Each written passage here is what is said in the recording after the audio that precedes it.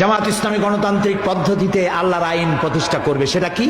ওটা হচ্ছে মদিনায় রাসূলুল্লাহ যে কায়দায় রাষ্ট্র প্রতিষ্ঠা করেছিলেন, চুরি নাই, ডাকাতি নাই, জেনা নাই, হত্যা নাই, ধর্ষণ নাই, মানুষ দরজা খুলে ঘুমাবার সুযোগ পায়।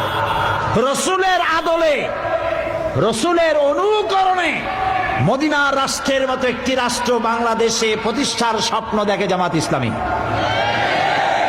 ওই স্বপ্ন পূরণের জন্যে যদি প্রয়োজন হয় জামাত ইসলামী 100 বছর অপেক্ষা করবে, চরমপন্থা অবলম্বন করবে না। মূল বক্তব্য হলো এদেশ থেকে ইসলামকে নির্মূল করার জন্য, ইসলামকে বিদায় করার জন্য, দাড়ি টুপিওয়ালাদেরকে বদনাম করার জন্য উঠে পড়ে লেগেছে। এদেশের আলেমদের সাথে, ইসলামী আন্দোলনের সাথে এই জঙ্গিবাদের, সন্ত্রাসের কোনো সম্পর্ক নাই।